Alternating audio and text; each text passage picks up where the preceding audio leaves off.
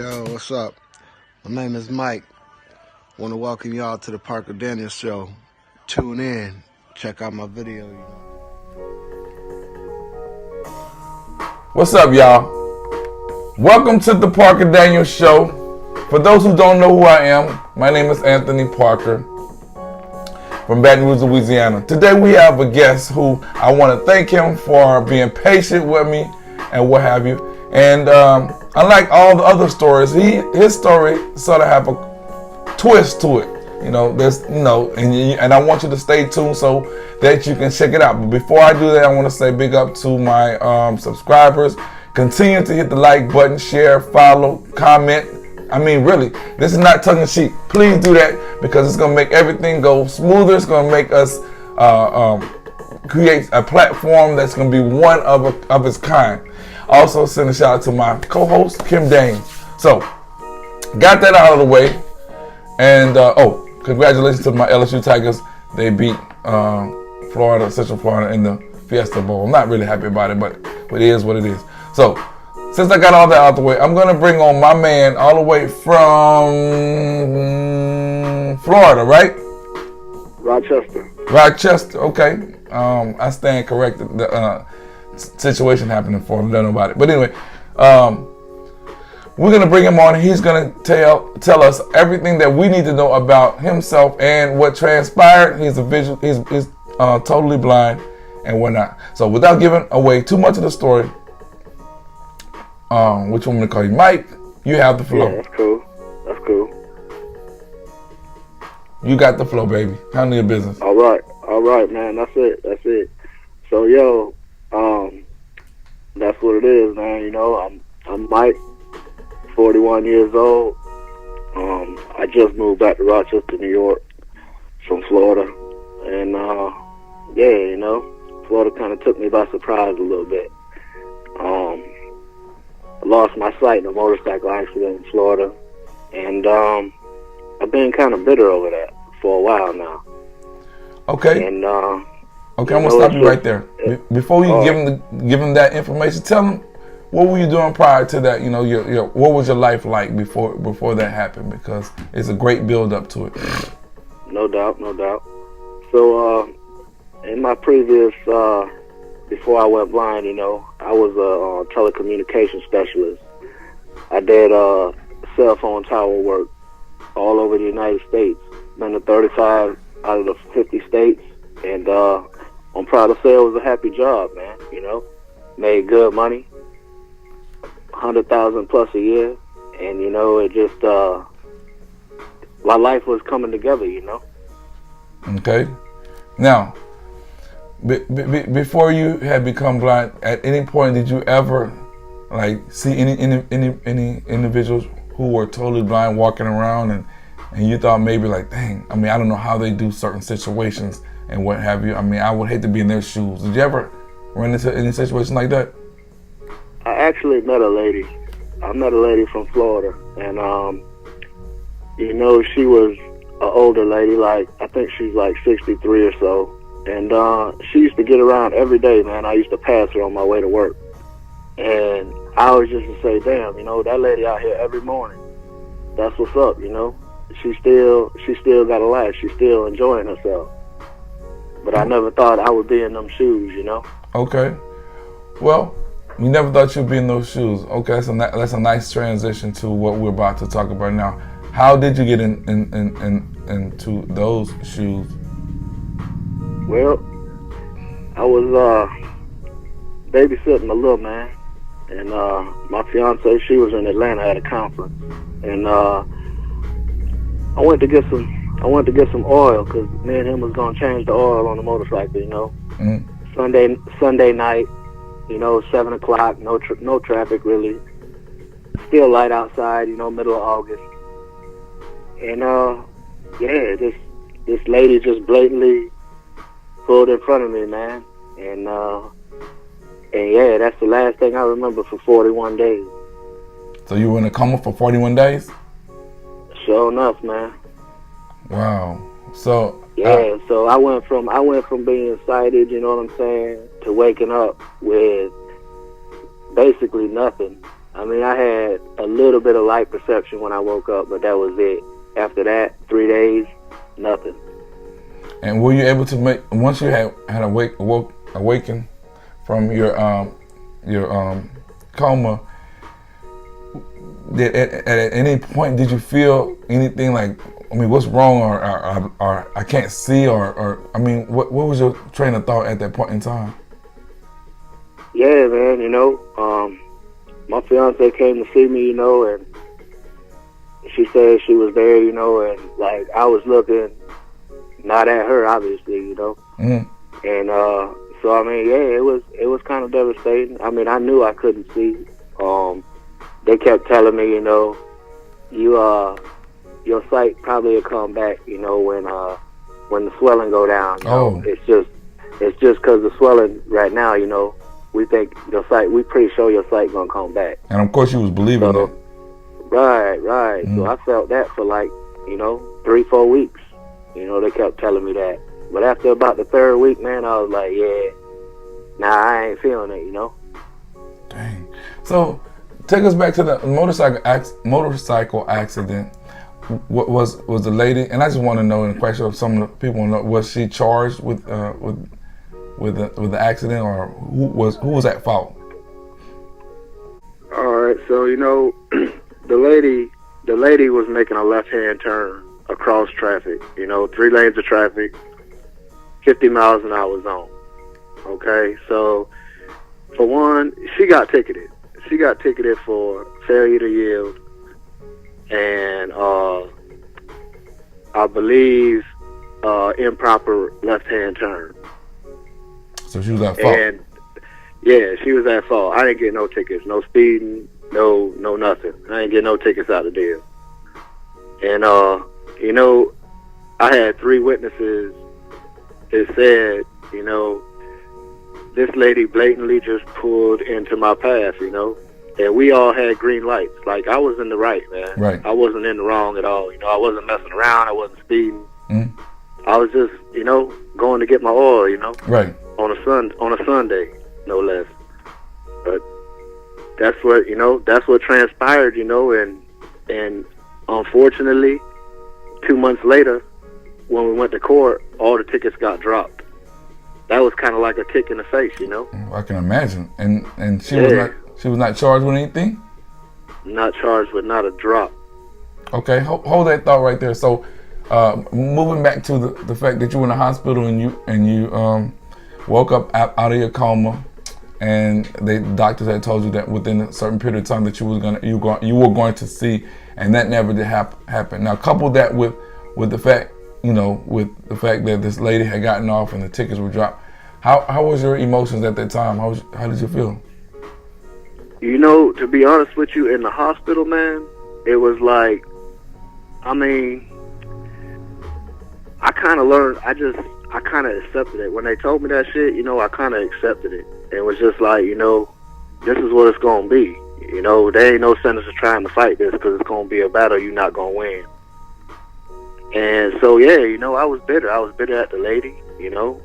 I was bitter at the whole fact that she ruined my life, man. I just bought a house down there, you know, and had everything going for me, man. And she took that from me, and then didn't even have to pay for it. Nothing, you know. Not even a slap on the wrist. Not even a fine, you know. Nothing. Okay. Well, I'm gonna go even deeper and touch on this situation. How was your mind spiritually with all this happening? Because I know you probably were devastated, and it's not mainly because of the financial situation, because she got off, but the fact that you were one day you were able to see, and then a couple of weeks later you were totally blind. So how was your mind spiritually? No doubt, man. You know, I try to surround myself with a lot of people, you know, friends, you know, family, things like that. You know, that's what got me through. You know, I was given a 5% chance to live, man. You know, and when I came through that was my motivation. You know, and to to keep going and get back at least as best as I could be. That was my motivation. So like, there was people that, you know, prayed for me and whatnot. But basically, I just put my mindset in that mindset that I can't be feeling sorry about myself, you know. Okay. And it was a good month of study crying, man. You know. I can imagine. 2, 3, 4 times a day.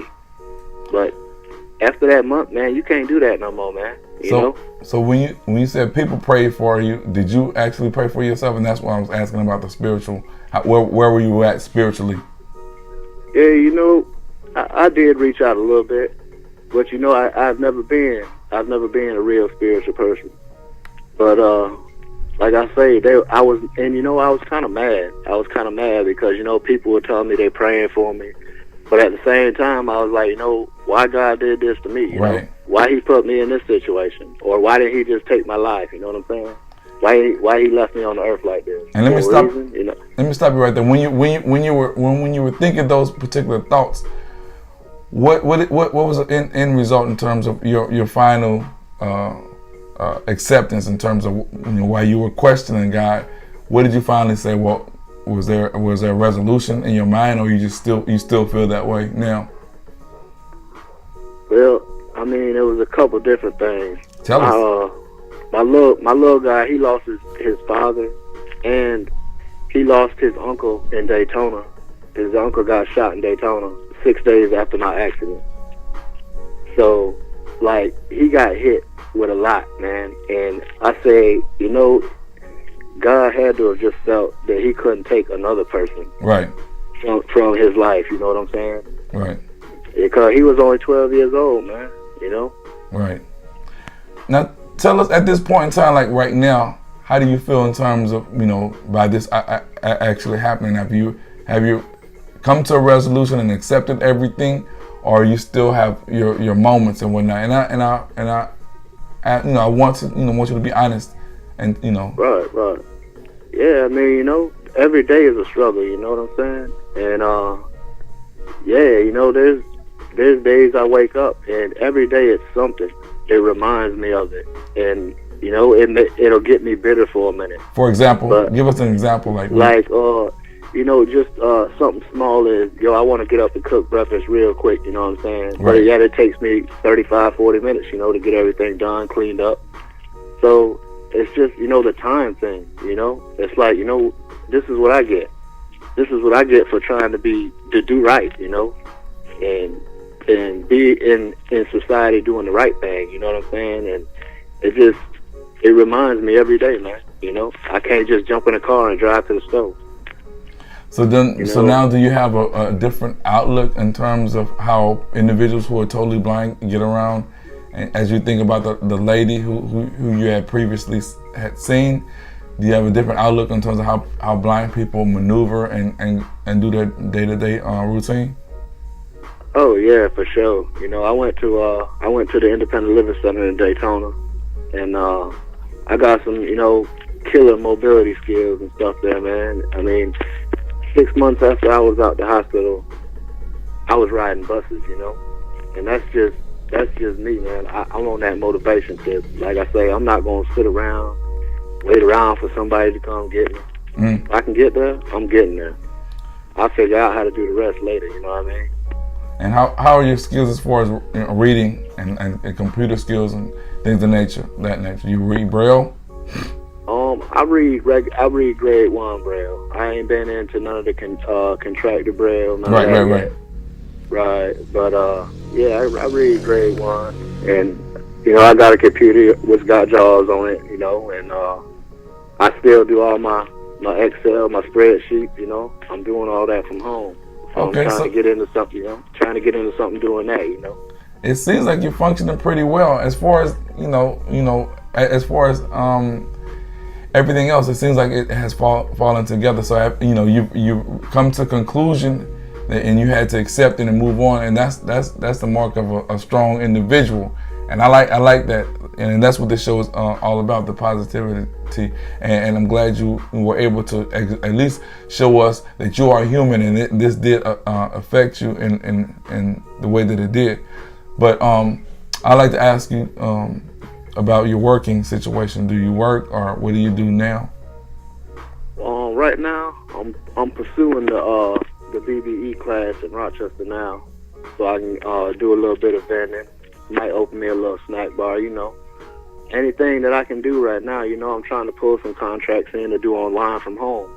Anything that's gonna get me a little bit of paper, you know. That's what I gotta do. Okay, and I would like to echo that. For anyone who's checking out the story, if y'all know of anything in that particular area that that y'all want to offer this gentleman, please contact me in the contacts, and I can let y'all know about it. But I want to bring him on for real to hear his story, because I want to get I want to get that side, because there's so many positive stories and whatnot. People come on and say, well, everything is good, but sometimes it's not. So consider the situation that you've gone through, and you definitely had taken us through a brief history of how you had lost your sight and what you had done to emerge. So are you receiving any support from your family any since you're blind? And I'm not trying to sound like being blind is a bad thing, but I just want to know in the audience as well, as far as the support that you get. Right. Yeah, man. My family very supportive. A lot of my friends, they very supportive. Some of them, they don't come around, but most of my friends, my real friends, like they still here, you know what I mean?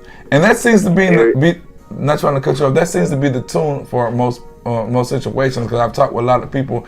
They've gone blind over the course of some years or whatever, and the friends that they have had seem to have left them and whatnot, and it's a bad situation. And I'm assuming that and I'm quite sure you do know that evidently they weren't friends anyway. You know what I'm saying? So right. So you have any kids? I do got kids. I got a 12-year-old daughter. And then I got a stepson, and he's 15. And how has your children reacted to your, you becoming blind? Well, my daughter, I don't think it really done hit her yet, She ain't really had that time where I need to be there for certain things and, be doing certain things with her like that. So, I'm waiting for that time to come. Well, the 15-year-old, he took it hard. You know what I'm saying? I couldn't ball with him no more. I couldn't, shoot football. We couldn't do none of that. We couldn't go to the beach. We couldn't do this, and hang out at that time. Right. But now I'm trying to work back into that. And that, I'm glad, and because I was about to mention, I said that I was going to say that there, you can still make things happen by, you just have to, go another route, and you definitely answer the question I was about to ask you. But man, with that being said, tell the audience, something of a positive nature, because you've given them a positive story after you've gone through your trials and tribulations in terms of what they can do, or if they're ever in a situation in which you've encountered. Just, try to stay positive. That's all you can do, You can't try to over pressure yourself and say that you ain't never gonna be sad, angry, bitter, mad, none of that, because there's gonna be days, that you just got to get through. And with either God in your life or your friends by your side, your family, whatnot, look to them, because they gonna help you get through. Man, enough said.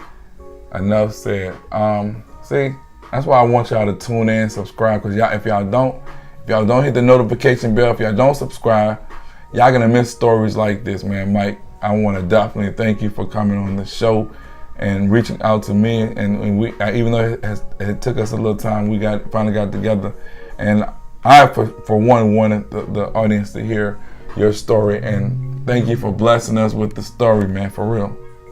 For sure, man, no doubt. Definitely. Well, we're gonna keep in touch. Sam, I'm gonna contact you over the period of time, see how things are going, and maybe you can come back on the show and give us some updates and what have you. And I hope I've covered everything that I need to have covered, and the audience understand that there are different sides, because people are not always happy with certain situations that come about. So with that being said, you all continue to subscribe to the Parker Daniels Show.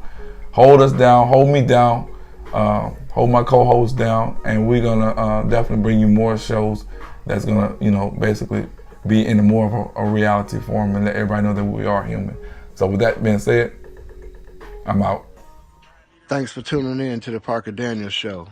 Subscribe and like. The Parker Daniels Show on YouTube. Big shout outs to Anthony, Kim Daniels. That's what's up. Real talk.